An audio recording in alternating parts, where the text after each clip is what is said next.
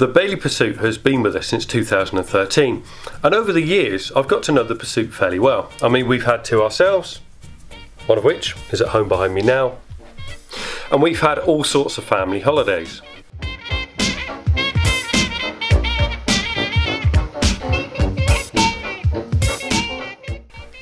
We've also used them to help judge the Caravan and Motorhome Club's Tow Car of the Year awards.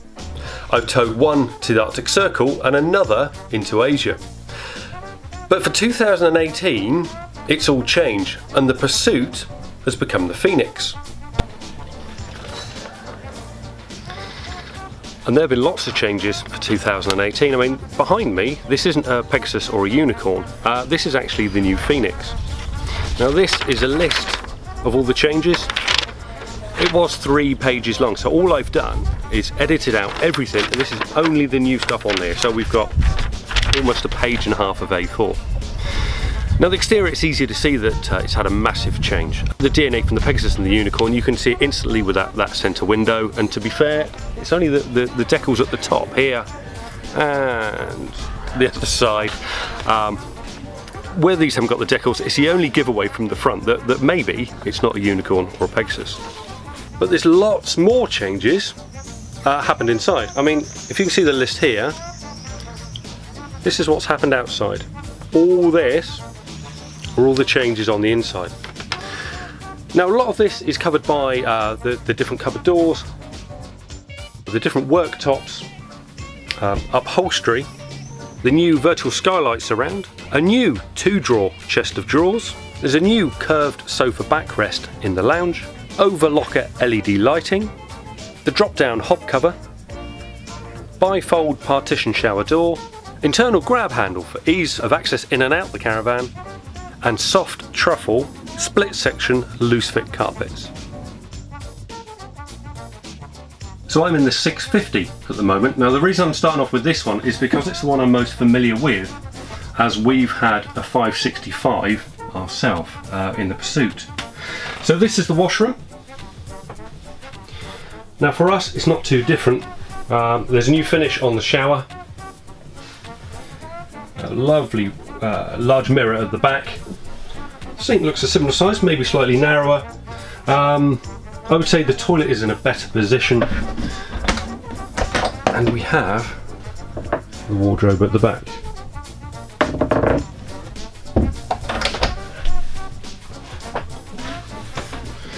Now the main reason for choosing this van, now this is going to be the Happy Kids equals Happy Parents van. So we have the fixed bunks to the side with a side dinette.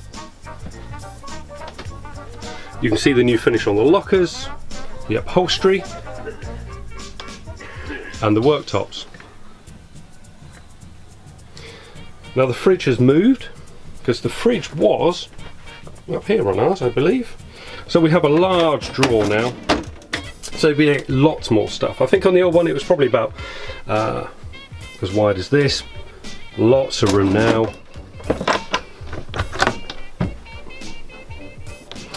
Nice large cupboard underneath.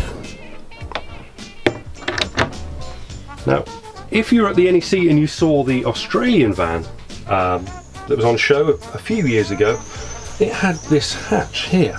Now this has been copied through a few vans. So what you do is you drop down the cooker lid, unclip this,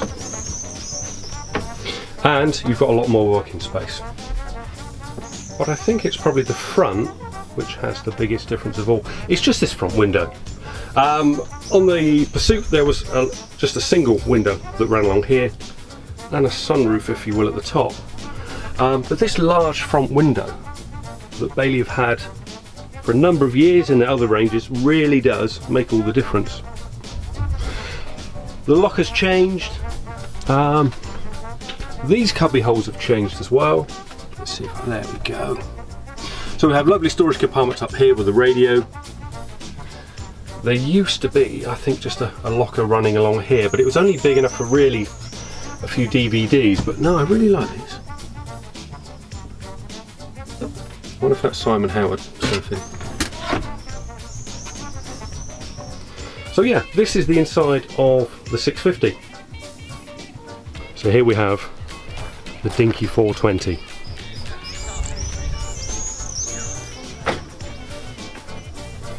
Now, if you're looking for a couple's van and you don't want anything too big, this surely has to be on your wish list. It's a traditional lounge at the front, side kitchen, yeah, lovely big fridge again, even in such a small van. Microwave, I mean, I'm only 5'11" 3/4, and for me,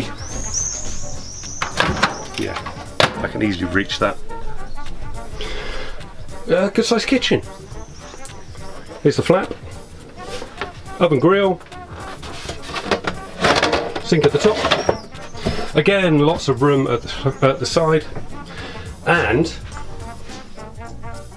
a lovely big washroom at the end. So if you're looking for a two-berth that you wouldn't be scared to tow anywhere, this surely has to be on your list. So this is the 440.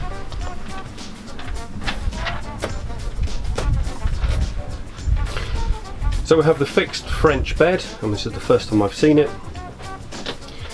My first impressions are there's not a huge cut off on that corner.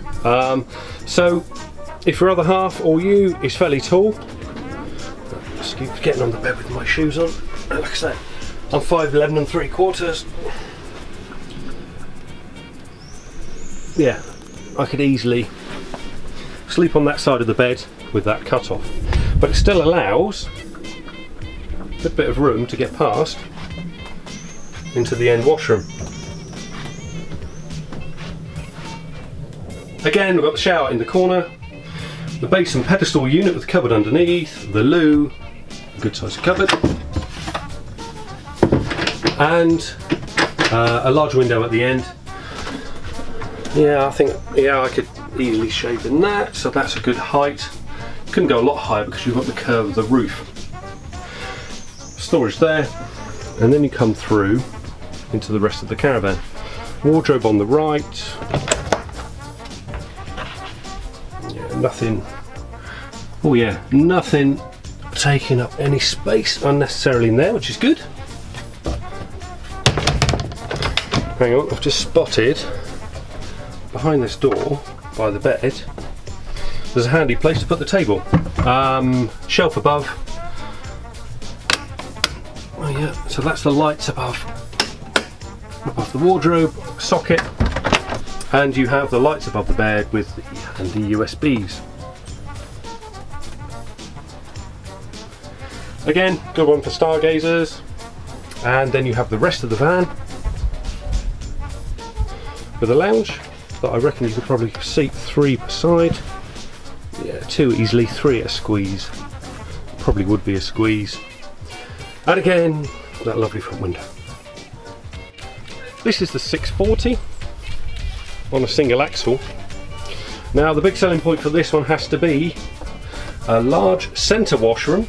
Now if you've never seen a centre washroom, you have a shower one side, the loo and basin the other, and a door either side, so that you can completely shut off the washroom. And you've got a lovely dressing area here where if you're staying at the back or you've got the kids in the front, you're not really going to disturb anyone. Beyond the centre washroom on the 640, it's a fixed island bed.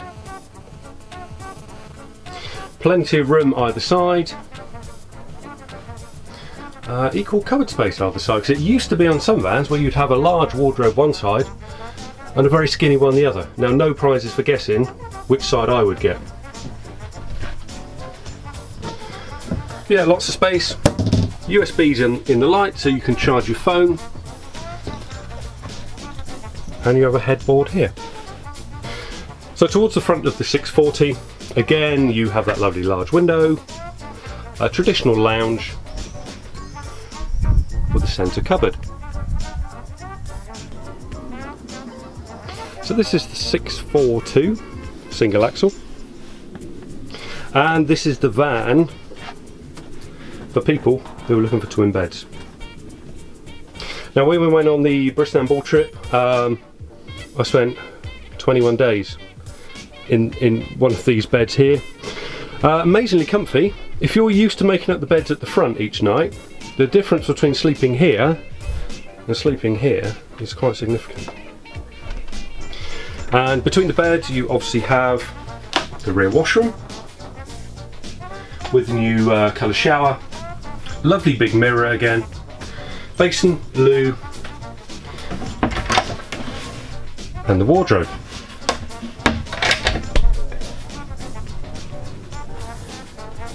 Similar to the 650, we have a nice working area here where you can put your telly, a good sized fridge underneath, oven grill with the handy drop down worktop there, and the lounge at the front with that lovely window. This is the 644. First impressions for me, lots of space. Washroom for this one is at the back, which runs the full width of the Caravan. Shower, basin, lovely big mirror, loo, and generous size cupboard. Now, because the washroom's at the back and you've got a transverse island bed here, I mean it's pushed in at the moment, so you've got lots of space to walk past it. There's a very roomy feel. Another mirror. Again, similar sized wardrobe here and another here. Cupboards above the bed. And should you feel like a bit stargazing when you're away, you've got a large Heki above. Same kitchen as the rest. Lovely large drawer, cupboard space underneath, oven grill, and the handy worktop cover with the microwave and the fridge. And again, the front lounge with, yeah, you guessed it, that lovely front window. But my favourite Phoenix has to be the twin axle 760.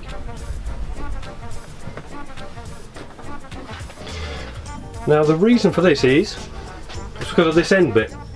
How is that for an area for the kids? So there's a separate bed here that can be made up, two lovely sized bunks, are really wide as well. You're never going to get claustrophobic in there.